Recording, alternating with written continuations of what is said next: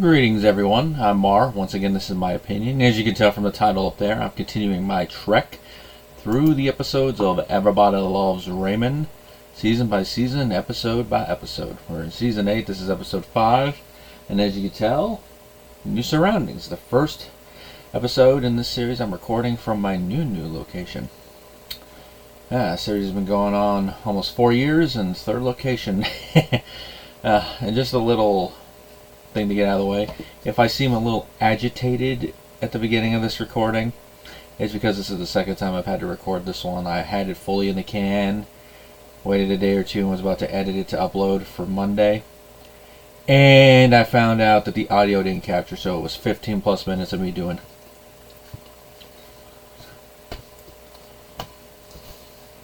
Yeah. I don't think this, I know it's the 20s, but this is in the 1920s, and I don't think you want me to put up title cards and go, oh, that's Gianni. Anyway, this is episode 5. Like I said, this is The Contractor. Another episode that I saw during first run as I was watching season 8. And this is a Gianni-centered episode, like Super Bowl and the first episode where he's dating Amy. And of course, this is one where we get to see a little bit of how he works as a contractor. Now, this is what IMDb lists as the synopsis. Debra asks Gianni to work on the stove, but all he does is watch The Price is Right. Debra wants to fire him, but Ray tries to stop her. That sums it up pretty well. Now, it begins with Gianni and Ray coming home, and Debra's fiddling with the stove. And once again, it looks like Frank has gotten it into his head that he is a handyman of some sorts. Now, we've seen this all throughout the show, that he is not the best when it comes to working with his hands, despite the fact he says he was. Sometimes he'll do good, but other times it's like, really, Frank, what made you think you can do this? Like when he worked on the shower in the second episode of the whole series, he's like, hot is now cold. Here's the same thing. He was fiddling with the stove. As Debra put it, all he did was come over, bang on the thing, and then curse. And as Ray finds out when he goes to turn it on, really screwed it up. Like with the bathroom, hot is now cold. Here, you turn it on and the fire goes higher than it even supposed to be. As Ray puts it himself, yeah, we can either cook something and go hot air ballooning. Now they start talking about what they're going to do, and Gianni suggests, you know what, hey, maybe I can replace this stove for you. I mean, I'm a licensed bonded contractor. I can do the work myself. I'll do it for cost. And Debra, of course, lights up on that. Ray, of course, is trying to get it to shut up because, like, hey, we don't need to do it. Don't need to do this. But, of course, Debra gets her way with it. And Gianni starts working on the stove. Now, you can already see with Frank wanting to fix it that there's going to be an issue. And Peter, well, even though, as I've said before, this is where in the show his energy levels had gone down. In the previous season, like I think I've already mentioned, it was noticeable in certain episodes. Probably ones more by the time they got to that take or that scene. He'd been on set for a while, so he's starting to feel it. Here, just about every episode he's in, you can definitely tell his energy levels are going down. Here is no exception. And he kind of balances out his energy levels with a deliberate pace and cadence to his acting and his delivery. And here you definitely see it, where it's not the over-the-top Frank glare like he'd give in other episodes, like the look he gave Ray in the episode dealing with Ray going to church. He gives Gianni a stare, and you can definitely tell that Frank is like, oh no, you're not. And of course, as they go through it, talking about it, Ray is trying to avoid the conversation, as he has before. Way in Ray's character to want to avoid any and all conversations that might lead to confrontation. And eventually they do spill the beans. They're like, yeah, we're having Gianni work on it. Frank keeps trying to go into it, but he's feeling so hurt. He leaves. He's like, Johnny's your fix-it guy now. Call him Dad. Now, Marie is not as hurt by it. In fact, she actually is trying to get Gianni to come across the street, but Frank nips that in the bud immediately before he storms out. Now, after that, Ray mentions that he recommended Gianni to Robert and Amy, which you can already see a little bit of awkwardness that's going to come with that situation, considering the fact that previously Gianni and Amy did date in that big old hiatus where Amy and Robert were on the outs, and they do bring that up in dialogue, which segues into the real meat conflict of the episode, and that is that Gianni has other reasons why you wouldn't want to recommend him. And that is, while he is a contractor and knows what he's doing, he does have a tendency to be lazy when he is working. As Debra puts it, he stinks. And of course, when she puts it that way, Ray automatically jumps to the common thing, like, he smells? No, he sucks at his job. And then Debra mentions, like, he brings over a little TV, starts watching The Price is Right, and like he was watching it while he was moving something instead of doing that. And of course, a scuffle on the floor. And it goes into a whole big discussion where Debra ends it by saying, I picked him, but I'm unpicking him. Which of course goes back to a little topic I've mentioned off and on in this series about marriage being a two-way street. And Debra, of course, always wanting to assert her control and be the one that makes the final decision when they should be coming to that decision together. Which I know part of that is written for comedy. But as I've said before, if something like this happened in a real relationship, we'd be calling that psychological or emotional abuse. Or in certain cases, financial abuse. But for comedy, it's alright. But, of course, I don't know if they'd use it for comedy much now, with how attitude and stuff have changed. They might still use that dynamic. But, of course, back in the 2000s, it definitely was a card you pulled out for writing pretty easily. And it's a dynamic that is well ingrained in the show now by this point. So it's just something to bring up and acknowledge, but not really something to really complain about. I just have to keep bringing it up. Especially since I hammered that point in that previous episode, so I have to mention it here. And it goes into a whole thing where Ray's like, hey, if it's we, you need my say-so. You need my say-so if it's we. And Debra's like, I don't need it. And then storms up, which leads to a little side thing from Ray, like, what was that? I mean, maybe nothing. Oh, Ray, afraid of Debra. Those type of jokes never get old, even if they border on what I just mentioned. Now, Gianni does show up the next day with the stove, and it had been a little longer, which is one of the issues that Debra had, because not only was Gianni kind of sucking at his job, but he was taking longer than he originally quoted, especially with the price he gave. Even though the original quote was $2,000, he said it'd be closer to $1,500, $15,000. Not bad, especially if you're looking at it as mid-2000s money. Now that'd be a steal, but probably closer to $3,000 now. And he comes in with this stove. It looks nice, and we find out the reason it took longer is because Gianni ordered it through a different person, but it saved them some money. Now for this, Debra, was like, all right, a little bit.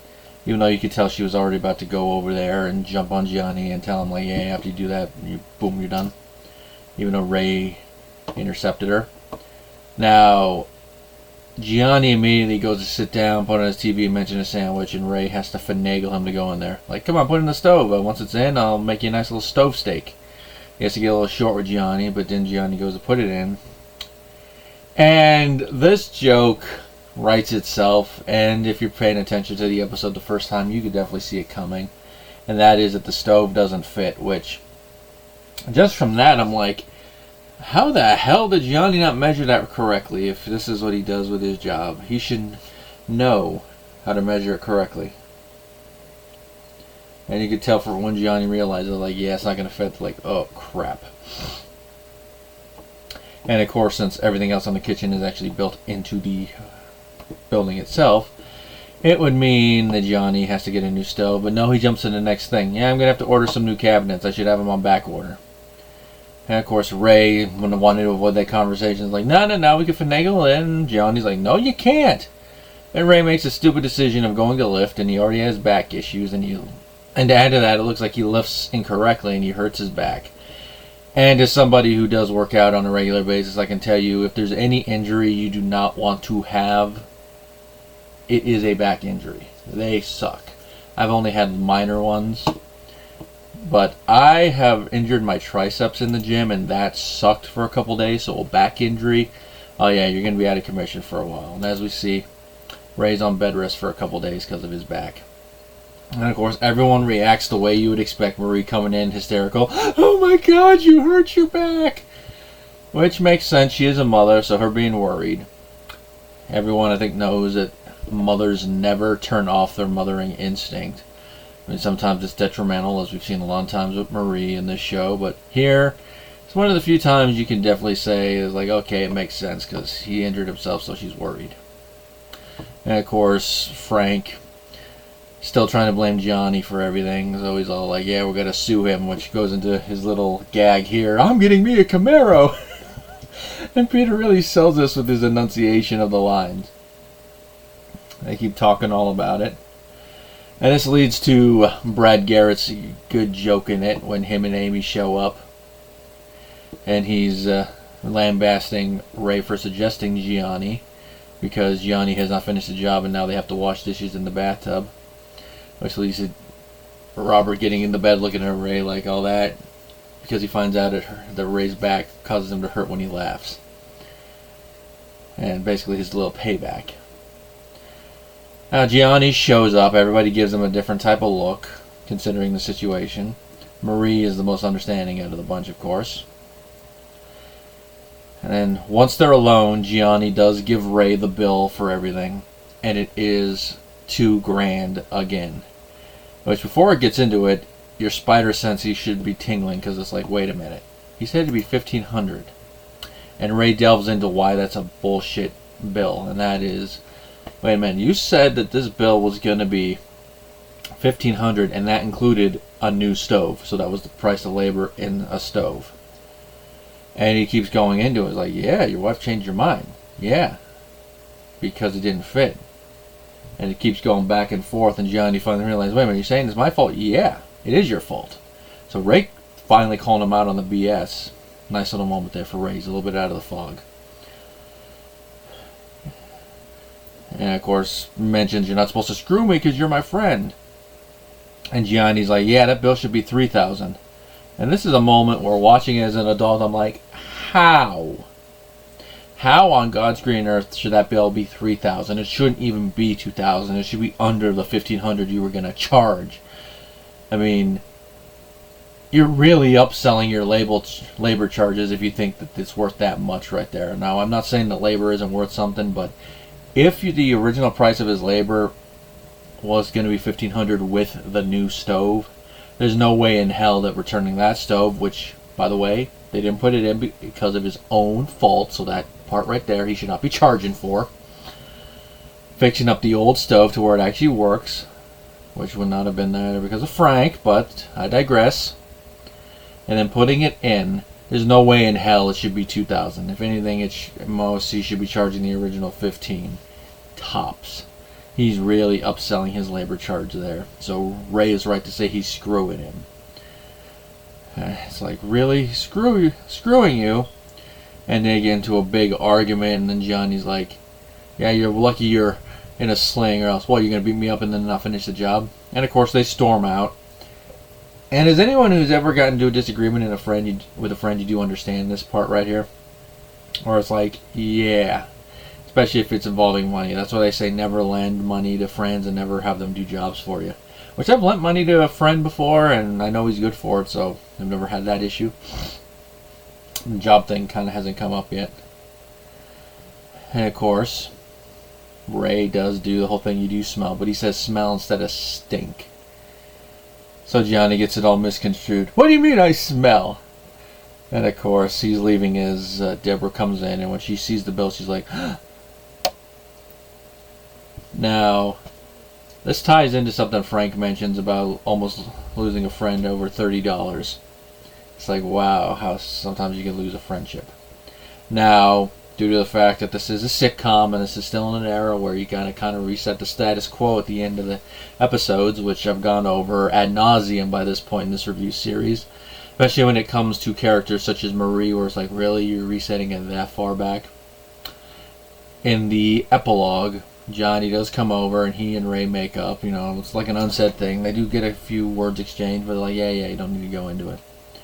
And by the end, they're ribbing each other. Big nose and ass nose, as they say it. And we find out that Gianni's actually passing on that money he did not make on that one onto another client. And part of that client is Robert. and Gianni takes off running. Which I'm like, that's a nice way to end it. So it makes me wonder how screwed over he's making Robert with all that. It's like, wow, Gianni, you really are doing that. You better be careful if your license and bonded. I think if they complain about an upcharge like that, that could impact your license. I don't know how seriously, but I have a feeling it could eventually, especially if word of mouth goes like, yeah, don't hire this guy. All in all, this is a nice, fun little Gianni-centered episode. Had fun with it when I watched it in first run, and had fun with it again. It was written by Mike Royce, so another one with his fingerprints on it. All the actors do a pretty good job for what they have to do. I mean, you know, John Manfredilotti is always good as Gianni, so it's even better to see an episode where he has a little bit more to do other than just be in one scene and deliver some witty dialogue. And of course, all the characters going around what he's doing, their little scenes and moments fit. And of course, since Amy and Robert hire him, bringing up Amy and Gianni's relationship is fitting, especially when it becomes a little joke fight thing between Robert and Amy. We only dated for 2 weeks. Well, no, it's 2 weeks. A little joke I had mentioned earlier. And if I remember right, I believe this is the last episode that really centers around Gianni as a character, where he's part of the plot, outside of just coming in and being basically a glorified Greek chorus. Let me look him up. Let me look him up on IMDb real quick, because I don't have my notes for this written down anymore.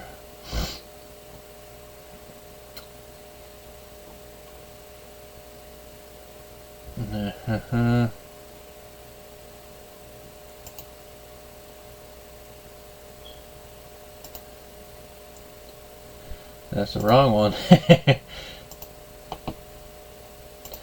Let's see. Hey, he's only in one more episode, this one. That's Golf for It. Yeah, I believe that is, but the 2 episodes he's in next season, I don't really remember that much. Yeah, Gianni's only in 24 episodes of the whole show. And he's also in... and then his actor's also in Welcome to Mooseport and The Men of a Certain Age. Men of a Certain Age, that's a show I've been meaning to watch. I don't know if I'll review that after I'm done with this one, but there's only 22 episodes, so it wouldn't take too long to review, but who knows, it's probably fodder for down the road. Anyway, the next episode coming up after this is one I didn't watch in first run. It's one I actually skipped, and then I didn't pick up into the next one. But it is one of those ones that deals with a conundrum some relatives find themselves in. And that is when a relation comes over and doesn't leave right away. This, of course, is Peter on the Couch. Until then, everybody.